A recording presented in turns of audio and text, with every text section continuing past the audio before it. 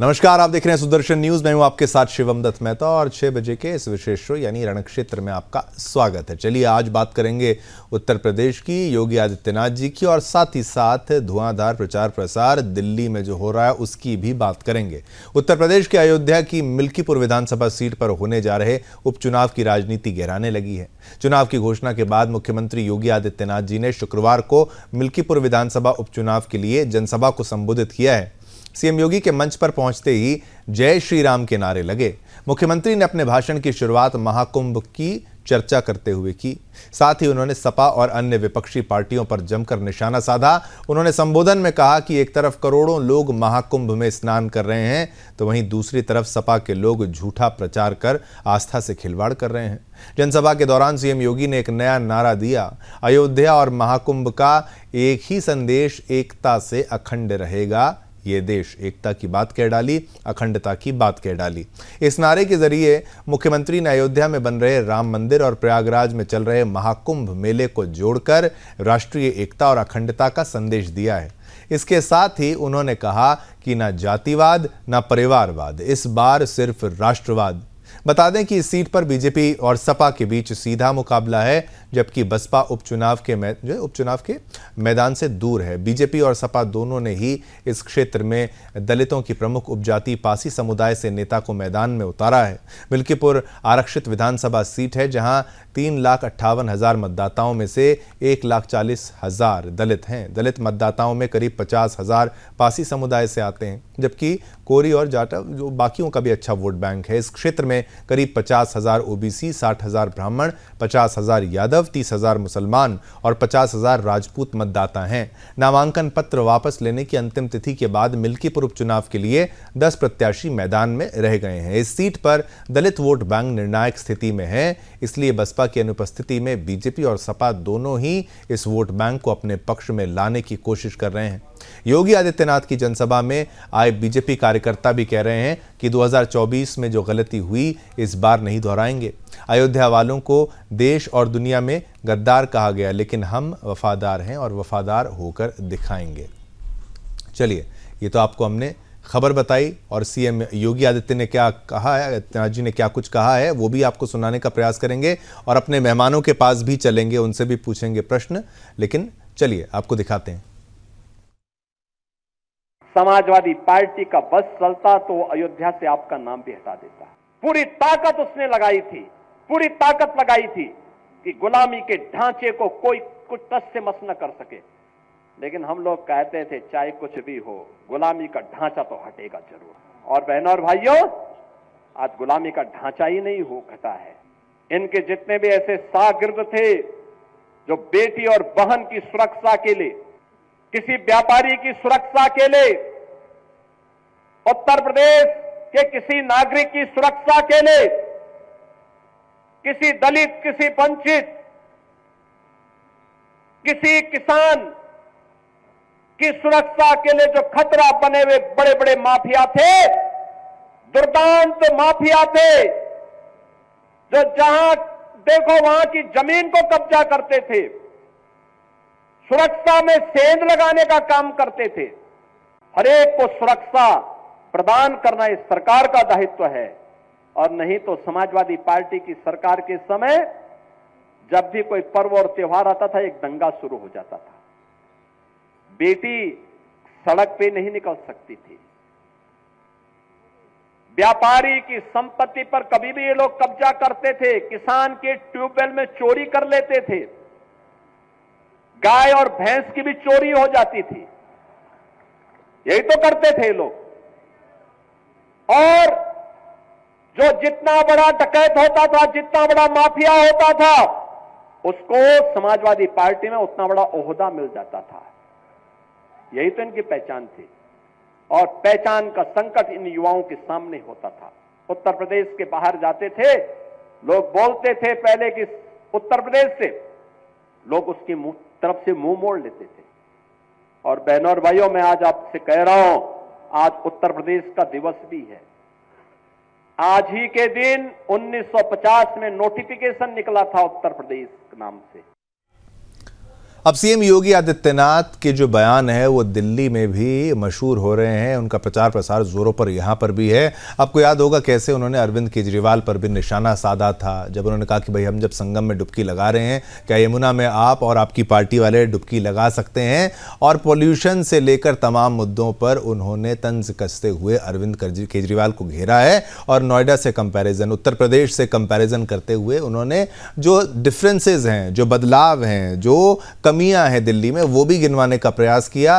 और ये वार पलटवार का सिलसिला केवल योगी आदित्यनाथ जी की तरफ से ही नहीं, अरविंद केजरीवाल की तरफ से भी हो रहा है। दोनों के बीच में क्या कुछ चला है आपको सुनाते हैं। चलिए योगी आदित्यनाथ जी ने दिल्ली के परिप्रेक्ष्य में क्या कहा है। जो आम आदमी पार्टी की पिछले 10 वर्षों से दिल्ली की जनता के साथ यहां पर धूर्ततापूर्ण व्यवहार कर रही है, इस सरकार ने, अरविंद केजरीवाल एंड कंपनी ने अपने गुरु स्वर्गीय अन्ना हजारे को भी बेवकूफ बनाया था, उनको धोखा दिया। अन्ना हजारे को धोखा देने के बाद इस सरकार ने जो बातें कही थी जन लोकपाल लाने की,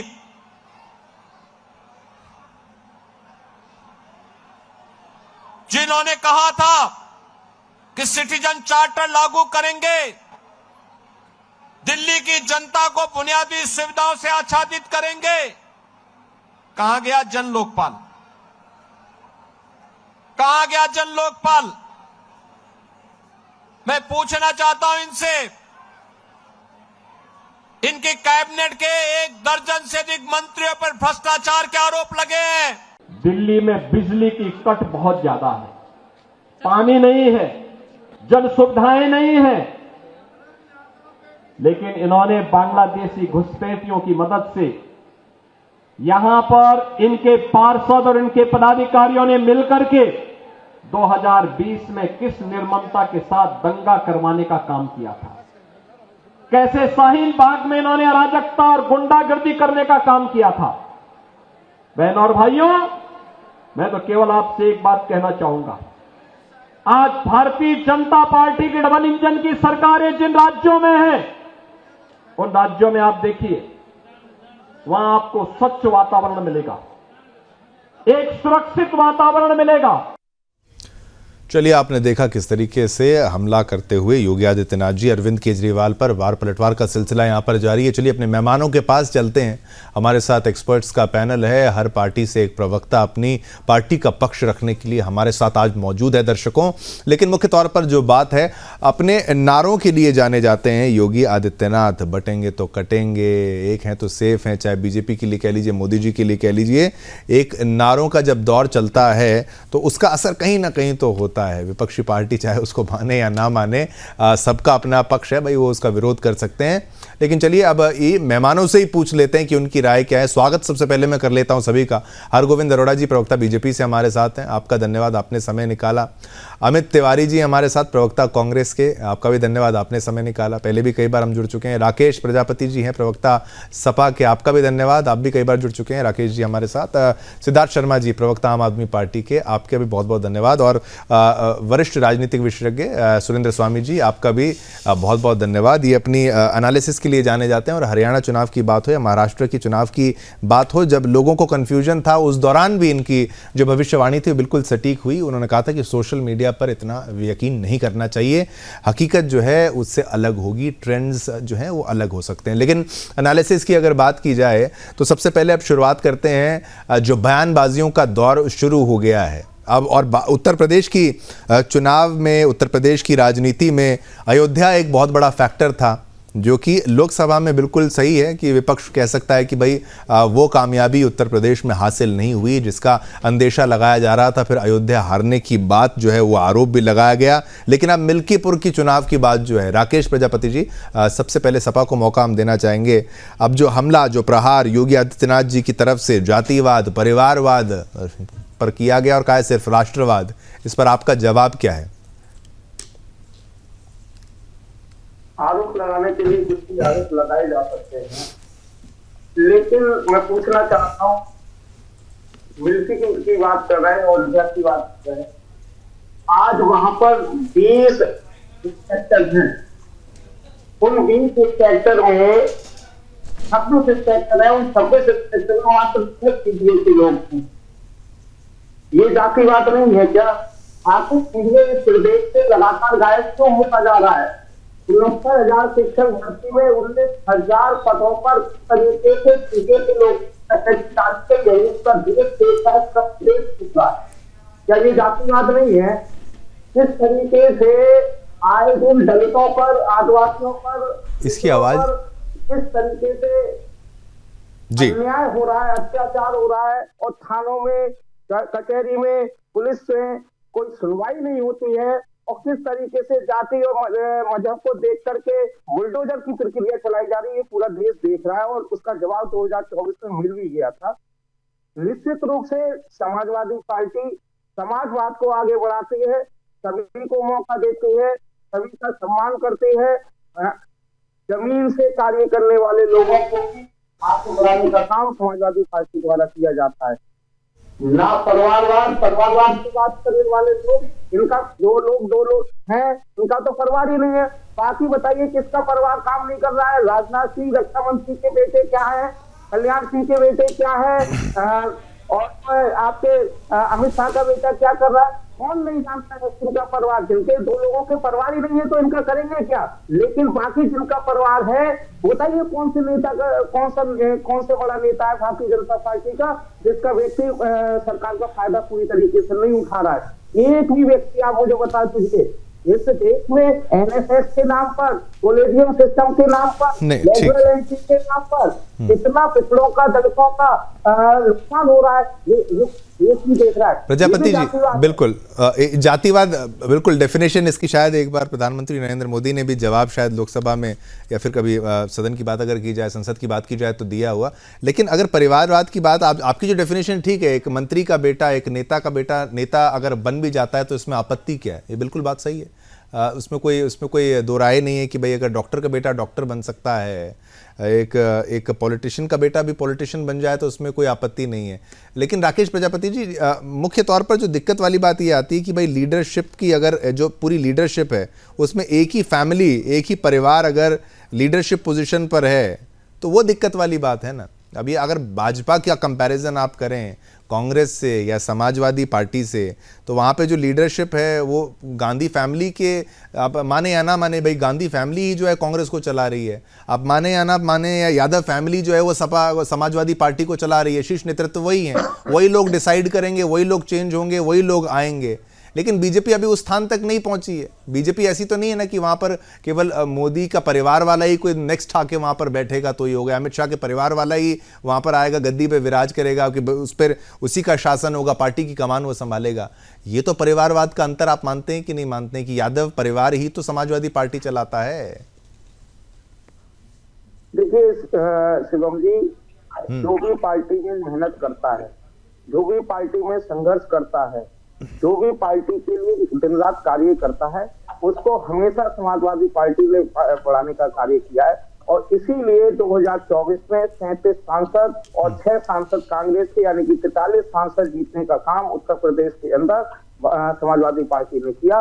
और 43 सांसद के हिसाब से देखा जाए तो लगभग 280 सीटें विधानसभा की समाजवादी पार्टी ने जीतने का कार्य किया था। ये ऐसे ही नहीं किया। क्या प्रदेश के लोगों को परिवारवाद नहीं दिख रहा है? क्या प्रदेश के लोग नहीं जानते हैं? लेकिन वो जानते हैं कि परिवारवादी पार्टी कौन है, किस तरीके से लोगों के साथ अन्याय किया जा रहा है, के नाम पर किस तरीके से लोगों को ठगा जा रहा है। परिवारवाद का लेकिन आपने उस तरीके से जवाब नहीं दिया। चलिए मैं आपको, कि पहले ये जो मौका है, आप बीजेपी को भी जाना चाहिए कि बीजेपी के द्वारा ये जो स्टेटमेंट अगर दिया जाता है। आर गोविंद जी, आप क्या इस जवाब से संतुष्ट? आम आदमी पार्टी पर भी आऊंगा, अब उसमें परिवारवाद है या नहीं वो अभी थोड़ा सा अनक्लियर है, लेकिन कांग्रेस और सपा का थोड़ा यहां पर क्लियर है। लेकिन बीजेपी के स्टैंड के बाद वंदे मातरम। वंदे मातरम। देखिए, सदन में जाने के ना आयु के कुछ मापदंड हैं। समाजवादी पार्टी के लिए तो यही कहूंगा, ना उम्र की सीमा हो, ना जन्मों का हो बंधन। ये तो अगर उम्र की सीमा ना होती सदन में जाने की, तो इनके राष्ट्रीय अध्यक्ष के बच्चे स्कूल जाने की बजाय लोकसभा और विधानसभा में जाते। और जहां तक इन्होंने बात की कि क्या और लोगों को मौका नहीं दिया जाता, बंधु राकेश भाई, देखिए समाजवादी पार्टी में ना परिवार के लोग कम पड़ गए और सीटें अधिक थी। तो नहीं, मैंने आपको बीच में नहीं टोका ना, आप सुन लीजिए पहले से। टिकट देती है, देखो आपको टोका नहीं ना, पार्टी सिर्फ टिकट देती है, पार्टी सिर्फ टिकट देती है, जिताने का काम जनता करती है, जिताने का काम जनता करती है। आप बात मानिए, आप क्या राकेश जी एक बार उनको बोलने तो दीजिए, राकेश जी एक बार उनको भी तो बोलने दीजिए। हाँ हरगोविंद जी आपका स्टेटमेंट प्लीज प्लीज बोलिए। चर्चा नहीं कर पाएंगे इसके बाद। यार आपके स्टूडियो की सारी आवाज आ रही है मेरे। हाँ ठीक बोलिए हरगोविंद जी, आप बोलिए। हाँ वो सुरेंद्र स्वामी जी की आवाज थी। हाँ आप बोलिए। मेरे शब्दों के नमक में आयोडीन ज्यादा मात्रा में हो सकता है, जो आपके घाव पर लग रहा है मैं मान सकता हूं, लेकिन थोड़ा धैर्य से सुनिए, उसको बर्दाश्त कीजिए। लेकिन समाजवादी पार्टी के परिवार के सदस्य कम और सदन में सीटें ज्यादा हैं, तो तभी तो अन्य कार्यकर्ताओं, यदि उनके परिवार के कुंभे में 80 व्यक्ति होते तो तब तो किसी कार्यकर्ता को टिकट मिलने की कल्पना भी नहीं की जा सकती थी ना। ये तो स्पष्ट है। अगर मैं झूठ बोल रहा हूं तो आप बता दो, अब आप बोल सकते हैं। बिल्कुल। हाँ। पार्टी केवल टिकट देने का काम करती है। हाँ। चुनाव जिताने का काम जनता करती है। ये जनता ने फैसला किया है कि समाजवादी पार्टी के 5 सांसद बन के पहुंचे हुए हैं। ये कोई, और आप भी वहां पर लड़ रहे थे, आप बराबर से लड़ रहे थे, उनको जनता हरा देती अगर परिवारवाद होती। देखिए पार्टी का काम है टिकट देना, जहां पर जो मजबूत प्रत्याशी होगा उसको टिकट देने का काम समाजवादी पार्टी करती है। और समाजवादी पार्टी ने परिवार के 5 लोगों को टिकट दिया। आते चलिए, आप दोनों को मौका दिया, ठीक है, दोनों को मौका दिया। लेकिन राकेश प्रजापति का ये काउंटर है कि भाई अगर ठीक है, अगर परिवार से भी हैं, लेकिन अगर जनता को वोट दे रही है तो इसमें फिर आपत्ति क्या है? जनता ने चुन लिया है तो फिर उसमें आपत्ति क्या है? परिवारवाद वाला क्या आपत्ति है? आज ठीक है, मतलब परिवारवाद फिर कोई उसमें फैक्टर नहीं है। मैंने लीडरशिप पर आपसे प्रश्न पूछा था, कोई मेरी निजी टिप्पणी तो है नहीं, हुआ एक एनालिसिस के रूप में उसको समझा जाए। लेकिन सिद्धार्थ जी भी हमारे साथ हैं, आम आदमी पार्टी। अब यहाँ पर परिवारवाद है कि नहीं है आम आदमी पार्टी में, ये थोड़ा सा इसका कंफ्यूजन भी दूर करिए। लेकिन हाँ, अरविंद केजरीवाल फैक्टर यहाँ पर है। इसका कंपैरिजन अगर किया जाए तो शायद ममता बनर्जी की तृणमूल कांग्रेस पार्टी से किया जा सकता है कि भाई वहां पर जो ममता दीदी कहेंगी वही होगा, और आम आदमी पार्टी में अरविंद केजरीवाल जी जो कहेंगे वही होगा। ये परिवारवाद नहीं है, लेकिन वन मैन लीडरशिप तो बिल्कुल इस तरीके से है। देखिए शिवम जी, कोई टीम अपने तरफ से किसी को भी कप्तान बना दे वो फर्क नहीं पड़ता है। कुल मिला के टीम कैसी मैच खेलती है उस पर निर्भर करता है। कई बार कप्तान 0 भी बनाता है तो टीम जीत जाती है, तो खैर वो बात नहीं है। मेरा ये मानना है कि कहीं पर भी जहां एक विविधता होती है वहां सब चीज बराबर, मतलब एक तराजू पर उसको नहीं तोल सकते। जैसे भारत में 140 करोड़ लोग हैं, साधु संत भी हैं, तो काफी सारे समाज विरोधी तत्व भी होते हैं। तो जैसे भाजपा के बारे में हम बताते हैं कि आज की जो चाल चरित्र चेहरा जो भाजपा है, क्या उसका चाल चरित्र चेहरा वही है जो अटल बिहारी वाजपेयी या लालकृष्ण आडवाणी के समय का था? नहीं है। एक तरफ हैं हमारे योगी आदित्यनाथ जी जो प्रसिद्ध गोरक्षनाथ मंदिर के महंत हैं, दूसरी तरफ भाजपा में ही एक जय शाह जी हैं जो कि भारत की सबसे बड़ी क्रिकेट जो संस्था है बीसीसीआई, उसके चेयरमैन हैं और वो किसी परिवार से आते हैं। तो इन्हीं भाजपा के अंदर ही दो चीजों की तुलना आप नहीं कर सकते। तो जैसे उदाहरण के लिए, मैं आपकी बात सुन रहा था, योगी आदित्यनाथ जी जब बोल रहे थे तो उन्होंने बहुत अच्छा कहा कि दुर्दांत माफियाओं को उन्होंने योगी आदित्यनाथ जी के कार्यकाल में टाइट किया और एक सुरक्षित वातावरण मिला। तो ये बिल्कुल कहा उन्होंने, ये आप ही के कार्यक्रम में अभी कहा। तो अभी उसके एक संदर्भ में मैं छोटी सी बात करता हूं कि पिछले हफ्ते भारतीय सुरक्षा एजेंसियों ने केंद्र सरकार को जानकारी दी कि अरविंद केजरीवाल की जान को खतरा है। एक हफ्ते बाद केंद्र सरकार ने केजरीवाल की पंजाब पुलिस सुरक्षा हटाने का आदेश दे दिया। कल ही महंत योगी आदित्यनाथ जी ने दिल्ली में बढ़ते अपराध पर चिंता जताई थी। उसके बाद अरविंद केजरीवाल जी ने योगी जी से केंद्रीय गृह मंत्री को गाइड करने का अनुरोध किया कि किस तरह से उन्होंने यूपी में गैंगस्टर राज को टाइट किया है, कि उन्होंने यूपी में गैंगस्टर राज कैसे खत्म कर दिया। अब दिल्ली पुलिस के रहते हुए कल फिर अरविंद केजरीवाल के ऊपर फिर तीसरी बार हमला हो गया। अब इन सब बिंदुओं को अगर आप जोड़ लीजिएगा तो ये स्पष्ट हो जाता है, प्रश्न उठता है कि क्या दिल्ली पुलिस का किसी से समझौता हो गया है? क्या चुनाव आयोग अब इतना असहाय हो गया है? असल में हुआ यह है कि जैसे सबको पता है भाजपा दिल्ली में कह तो रही है कि हम चुनाव लड़ रहे हैं, लेकिन उनको 70 में से 70 सीट पर उनके कैंडिडेट भी नहीं मिले, सिर्फ 68 सीट पर वो लड़ रही है। उनके खुद के सहयोगी दल जो हैं अजीत पवार जी, वो उनके खिलाफ चुनाव लड़ रहे हैं। हार का डर गाली गलौज पार्टी में ऐसा व्याप गया है कि अब उनको लग रहा है कि ईमानदार मेहनतकश दिल्ली वासियों का वोट वो धनबल से खरीद लेंगे। दिल्ली वाले सयाने हैं, पिछले 10 साल में आम आदमी पार्टी की फ्री शिक्षा, फ्री स्वास्थ्य, बिजली, पानी, महिला बस यात्रा, बुजुर्ग तीर्थ यात्रा से उन लोगों को 10 लाख बचा लिया है उन लोगों ने। अब वे गाली गलौज पार्टी का कुछ हजार का काला धन भी ले लेंगे और वोट भी 10 लाख या पार्टी आम आदमी 10 लाख या आम आदमी पार्टी को दे देंगे। तो होता यह है कि एक ही पार्टी के सभी लोगों को आप एक तरह से तराजू में नहीं तोल सकते। क्या आप खुद, आप सुदर्शन चैनल, जैसे आप सुदर्शन चैनल ने कहा, मैं उस बात को पूरी तरह से मानता हूं कि भारत एक सांस्कृतिक देश है, तो भारत तो सांस्कृतिक ही होगा। इसीलिए आम आदमी पार्टी ने जब से दिल्ली में पुजारियों को 18,000 रुपए देने की, हिंदू मंदिरों के पुजारियों को 18,000 देने की बात कही, उसके लिए एक सनातन समिति का गठन किया। भाजपा जिस तरह से पूर्वांचल में कहते हैं ना, भाजपा पूरी तरह से दिल्ली की भाजपा नर्वसा गई है। अब मेरा यही निवेदन है आपसे कि आप भी नहीं मानेंगे इस बात को कि आप भाजपा के महंत योगी आदित्यनाथ जी को, जो भारत के प्रसिद्ध गोरक्ष मठ के महंत हैं, और जय शाह जी को एक ही तराजू में तो नहीं तोल सकते। दोनों अलग अलग हैं, दोनों भाजपा में होते हुए भी अलग अलग हो जाते हैं। हाँ। तो ये अंतर आता है। नहीं, ठीक है, बिल्कुल बिल्कुल आपकी बात है। मैं आप कह रहा हूँ बीसीसीआई की बात करूं तो वो बीसीसीआई बीजेपी तो नहीं है। मैं आप समझे नहीं मेरी बात को।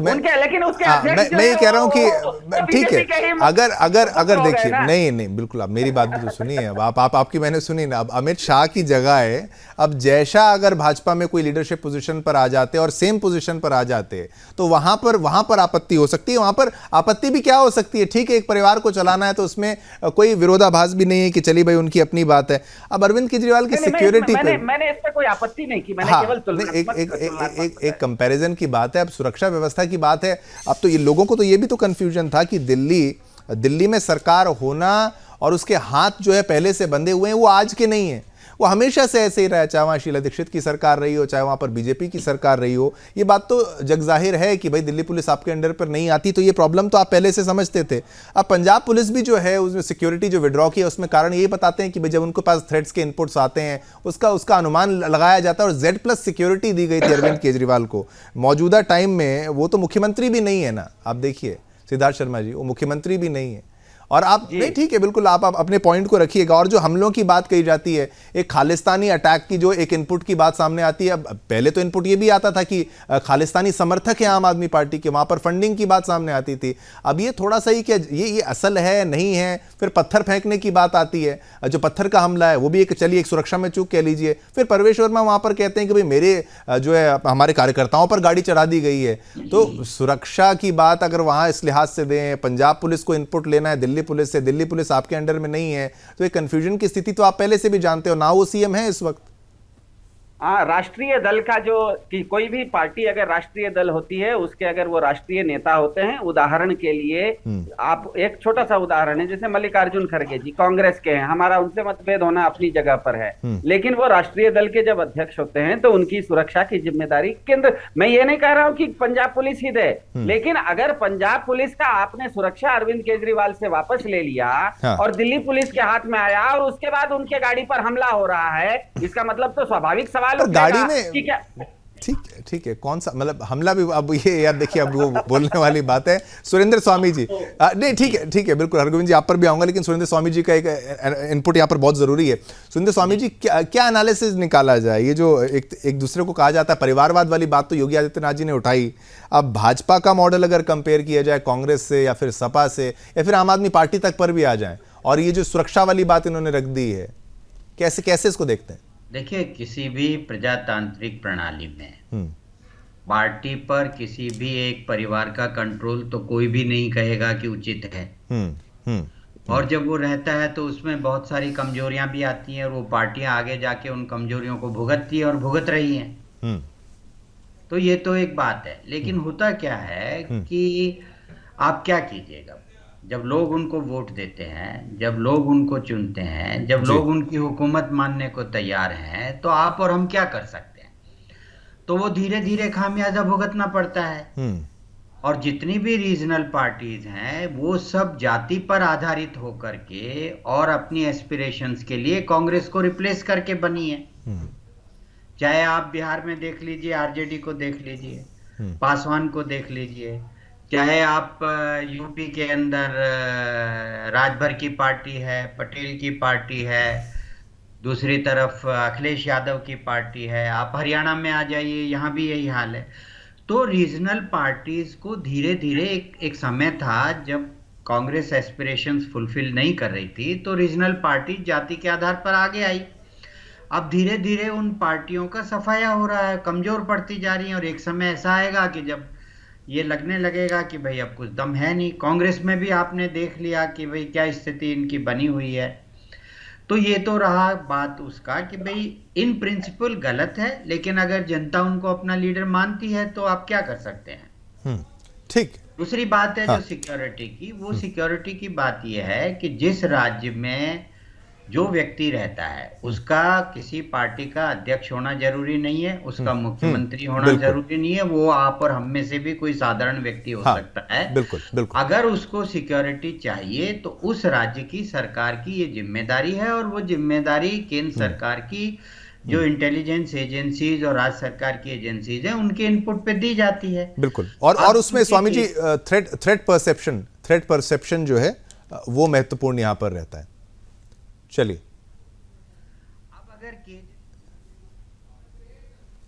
चलिए, थ्रेट परसेप्शन की बात भी मैंने यहां पर की। चलिए, एक ब्रेक के लिए मुझे यहां कहा जा रहा है, और अब 63 लोग Z+ सिक्योरिटी की बात की जाए, 15 CAPF के जवान वहां पर, एक बहुत बड़ा काफिला कह लीजिए। अब उसको हटाया जाना नहीं हटाया जाना ये राजनीतिक विषय है, आपस में दोनों मतभेद रख सकते हैं, अपना जवाब दे सकते हैं। लेकिन चलिए एक छोटा सा ब्रेक लेते हैं, वापस आते हैं। अमित जी भी हमारे साथ हैं, कांग्रेस के भी पक्ष को रखेंगे, अमित तिवारी जी, उनसे पूछेंगे कांग्रेस का क्या परसेप्शन है कि भाई जो योगी आदित्यनाथ जी ने कह दिया। जो बात चल रही थी परिवारवाद, जातिवाद, एकता, अखंडता, इन तमाम मुद्दों पर हर किसी से हमने सवाल पूछे। सुरेंद्र स्वामी जी ने अपनी बात कही, और बेशक उसमें एक बात यह है कि भाई सिक्योरिटी सभी को प्रोवाइड करना एक दायित्व है और जरूरी है। थ्रेट परसेप्शन इसमें बहुत ज्यादा इंपॉर्टेंस रखता है। अमित तिवारी जी, लेकिन वापस आते हैं इस मुद्दे पर। योगी आदित्यनाथ जी ने मिल्कीपुर में जो कह डाला, ना परिवारवाद चलेगा, ना जातिवाद चलेगा, राष्ट्रवाद चलेगा, इसको लेकर और आपकी पार्टी का कंपैरिजन करते हुए समाजवादी पार्टी का तो रिस्पॉन्स यहां पर आ गया। दिल्ली चुनाव भी चल रहा है, इसलिए योगी आदित्यनाथ जी को 2 जगह कॉन्सेंट्रेट भी करना पड़ रहा है। लेकिन आपकी पार्टी का रिस्पॉन्स क्या है ऐसे स्टेटमेंट्स पर? बटेंगे तो कटेंगे की तर्ज पर एक और स्टेटमेंट आ चुका है।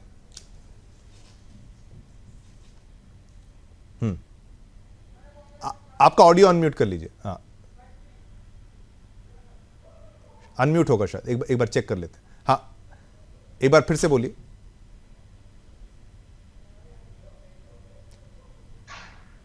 एक बार फिर से बोलने का ट्राई करते हैं। आपका ऑडियो शायद यहां पर ऑडियो का कुछ इश्यू है। चलिए अमित जी, आपका ऑडियो हम यहाँ पर टेस्ट कर लेते हैं, प्रोडक्शन टीम को इनका ऑडियो एक बार जरा टेस्ट कर लेते हैं। हरगोविंद जी, तब तक आपका रिस्पॉन्स इन तमाम बातों को, सिक्योरिटी के मुद्दे पर भी आप हाथ उठा रहे थे, कुछ कहना चाह रहे थे। सुरक्षा के विषय में अरविंद केजरीवाल जी अपनी विश्वसनीयता तो स्वयं खो चुके हैं, क्योंकि उन्होंने मुख्यमंत्री बनने से पहले सार्वजनिक रूप से कहा था कि मैं किसी प्रकार की सुरक्षा सुविधा नहीं लूंगा।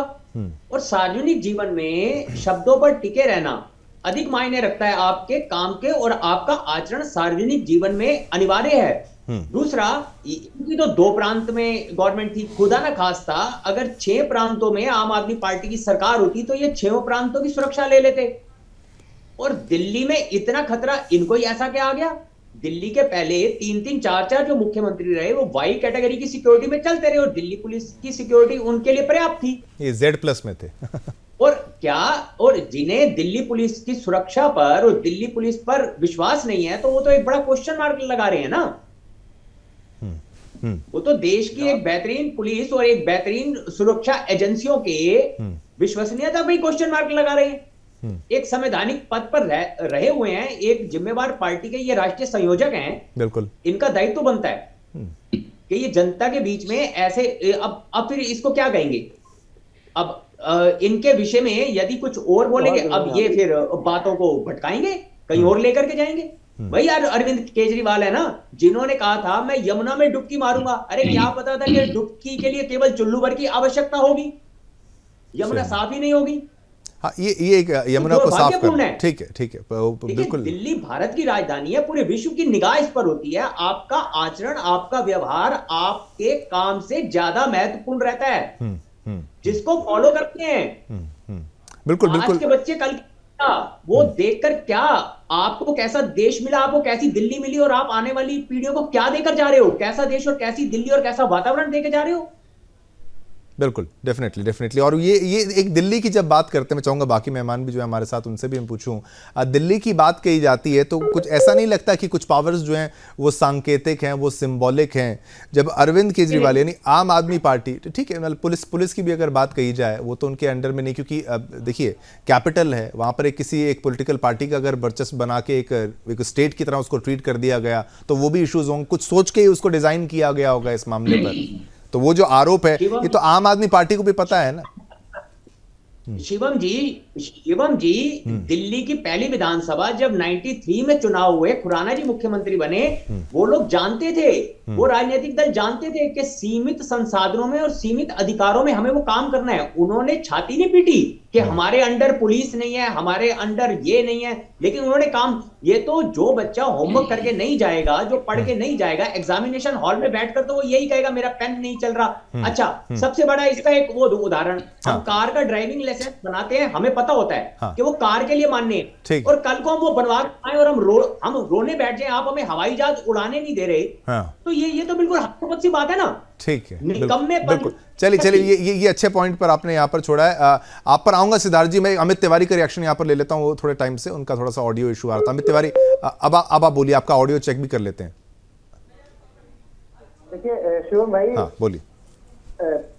योगी आदित्यनाथ जी की जो भी जनसभाएं हो रही है, और उसमें वो जो भी बातें कहते हैं, वो पहली बात तो उन्हीं की सरकार पर सवाल खड़ी करती है।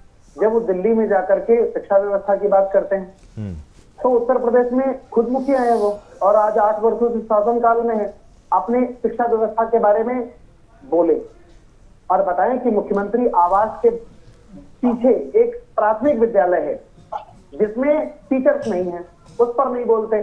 देखिए, आम आदमी पार्टी और भारतीय जनता पार्टी को दिल्ली की जनता ने दोनों को असीम प्रेम दिया है। राज्य के स्तर पर आम आदमी पार्टी को बदलाव की उम्मीद से एक जो झूठ का सगुफा दिखाया गया, उस उम्मीद से 10 वर्षों का शासनकाल सौंपा, उसमें आम आदमी पार्टी विफल रही।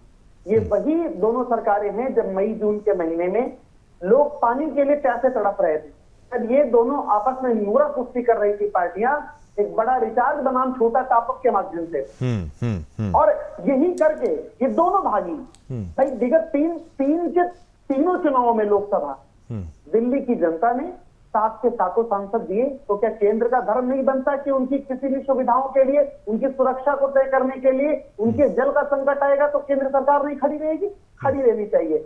हम इस बात को जरूर मानते हैं शिवम भाई कि विगत 2 चुनाव से दिल्ली की जनता ने हमें भले ही सीटें ना दी हो, हमें आशीर्वाद ना दिया हो, लेकिन हम लोकतांत्रिक दल होने के नाते हम जनता की हर उस सुख दुख में खड़े रहे, चाहे वो शराब घोटाले से लेकर के पहली FIR करानी हो, चाहे जब दिल्ली प्यासी थी तब केंद्र और राज्य दोनों खड़े हुए थे, तब कांग्रेस पार्टी सड़क पर लड़ रही थी उनकी लड़ाई।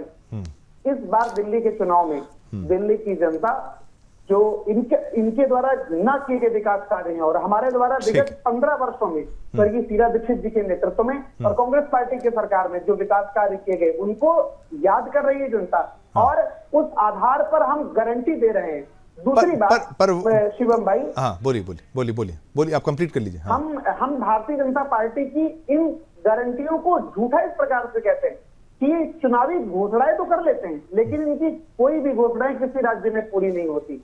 अभी मध्य प्रदेश, राजस्थान और छत्तीसगढ़ के चुनाव थे, मैंने भाई सुना है, मैंने सुना, सुनिए, अभी चुनाव थे, 500 रुपए सिलेंडर का वादा था, आज 1 साल 1.5 साल हुआ जा रहा है, बताओ क्या 500 रुपए में सिलेंडर मिल रहा है? नहीं। जब मध्य प्रदेश में नहीं मिलेगा, छत्तीसगढ़ में नहीं मिलेगा, तो दिल्ली वासियों को कैसे भरोसा होगा कि 500 में मिलेगा? लेकिन दूसरी ओर कांग्रेस पार्टी की हिमाचल प्रदेश, तेलंगाना और कर्नाटका में सरकार है, हमने 2500 रुपए प्रति महीना देने का वादा किया, लेकिन वहाँ सैलरीज तक का तो क्राइसिस आ गया था। देखिए अमित जी, बिल्कुल क्राइसिस नहीं आया, मैं बता रहा हूँ क्राइसिस आएगा। आप शिवम भाई इसकी लिए बात करता हूँ, अगर हिमाचल प्रदेश की तुलना हम उत्तर प्रदेश से करेंगे तो आपको पता है कि वो आर्थिक संसाधनों में कितना तंग राज्य है। नहीं ऐसे तो फिर दिल्ली की कंपैरिजन को उत्तर प्रदेश से भी नहीं करना चाहिए। मैं इस बात को कहता हूँ, अब आप कंपैरिजन में आ गए। नहीं आप देखिए, मैंने आपको सेम बात मैंने क्या कहा, मैंने वही कहा ना कि देखिए हिमाचल प्रदेश में क्राइसिस है, उस बात को मानिए। अब आप कह रहे हैं नहीं उसको कंपेयर करेंगे संसाधन में उत्तर प्रदेश, फिर तो दिल्ली निराकरण किया है। क्राइसिस को हमने निराकरण किया है, निराकरण किया है। लेकिन देखिए आप कह रहे हैं, प्रदेश में मैं कह रहा हूँ आम आदमी पार्टी ने जीते 10 साल जीते, मतलब काफी लंबे समय तक राज किया और जनता ने उनको चुना। उसका कारण ये भी सुविधाएं उन्होंने दी हैं। इस बात के लिए तो आम आदमि पार्टी की दात लोग देते भी हैं। लेकिन ठीक है, नहीं सिद्धार्थ जी समय खत्म हो जाएगा। सिद्धार्थ जी से सवाल है हरगोविंद जी का, जो हरगोविंद जी ने कहा। सिद्धार्थ जी, बार बार एक बात सामने आती है पुलिस की, कह लीजिए, वो कह रहे हैं ना कि भाई गाड़ी का लाइसेंस लेके आप हवाई जहाज उड़ाना चाहते हैं क्या आप हवाई जहाज उड़ा लेंगे? आपको नहीं पता था कि आपकी पार्टी को ये हमारे अंडर नहीं है। अब वो सेम रोना रोया जाए, फिर उसके बाद भाई निष्कर्ष ना निकले, वो तो पता ही पावर नहीं है। तब तो जाके पंजाब में सरकार जो बनी, बेस तो आपका दिल्ली था। जी बिल्कुल। मैं एक चीज कहना चाह रहा हूँ कि चर्चा बहुत अच्छे माहौल में हो रही है, तो भाजपा मेरे में अच्छी होती है, मैं लड़वाता नहीं नहीं, अच्छा लगता है क्योंकि धीरे धीरे बात करते हैं तो बातों को ढंग से रखा भी जा सकता है। रख दीजिए, समय खत्म ना हो जाए। हाँ बिल्कुल। अरोड़ा जी ने जब कहा, अरोड़ा जी ये भूल गए कि 1998 में भाजपा के ही लालकृष्ण अडवाणी जी ने दिल्ली लोकसभा में दिल्ली को पूर्ण राज्य के दर्जा का प्रस्ताव रखा था, वो लंबित है अभी भी। तो वो भाजपा और ये भाजपा में अंतर है, ये मैं बता रहा हूँ। दूसरी बात, जब मैंने बात की केजरीवाल की सुरक्षा की, तो वो एक सांकेतिक था। उन्होंने तो खुद बोल दिया था कि भगवान जो चाहेगा वो होगा, पर जब रोज 25 महिलाएं बच्चों पर दिल्ली में दुष्कर्म होगा, तब भी क्या अरोड़ा जी केजरीवाल को ही गरियाएंगे? या जब दिल्ली का अपराध दर भारत के अपराध दर से, क्राइम रेट से 3 गुना ज्यादा होगा, तब तो भाजपा अपने आप को निकम्मा साबित कर निकल रही थी। यही बात तो कल महंत जी बोल रहे थे कि आप भाजपा के कोई भी इकाई हो, शुभम जी, सरकार नाम की कोई भी इकाई हो, सरकारें बदलती रहती हैं, इस पार्टी की आए या उस पार्टी की आए, लेकिन जैसे योगी जी ने कहा कि हमें सुरक्षित वातावरण देना पड़ेगा, बात केजरीवाल की नहीं है। बात है कि दिल्ली में 11 गैंगस्टर मिलकर पूरे दिल्ली को बांट के अगर दिल्ली में गैंगवार करवा रहे हैं, गुजरात का गैंगस्टर बैठ के दिल्ली के गैंगवार की जिम्मेदारी ले रहा है, तो सवाल तो उठेगा। और सवाल हमने नहीं, महंत जी ने पूछा है और सही पूछा है। बिल्कुल। चलिए एक क्विक कमेंट, प्रजापति जी कुछ कहना चाह रहे थे। प्रजापति जी आपका कोई क्विक कमेंट जो कुछ कहना चाह रहे हैं। बिल्कुल लूंगा। भारतीय जनता पार्टी दिल्ली के अंदर 500 रुपए में सिलेंडर देने की बात करती है, महिलाओं को 2500 रुपए देने की बात करती है, गर्भवती महिलाओं को 21,000 रुपए देने की बात करती है, गरीबों को 10 लाख रुपए देने की बात करती है, विधवाओं को 2100 रुपए देने की बात करती है। मैं ये पूछना चाहता हूँ, क्या प्रदेश, उत्तर प्रदेश, बिहार, राजस्थान, जो है महाराष्ट्र, राजस्थान, मध्य प्रदेश, क्या यहाँ पर लोग नहीं रहते? यहाँ के लोगों को 500 रुपए सिलेंडर क्यों नहीं मिलेगा? यहाँ के लोगों को पेंशन क्यों नहीं मिलेगी? यहाँ के लोगों को, ये केवल झूठे फरेबी लोग हैं और झूठ फरेब करके ही सत्ता में आए थे और झूठ फरेब करके साथ ही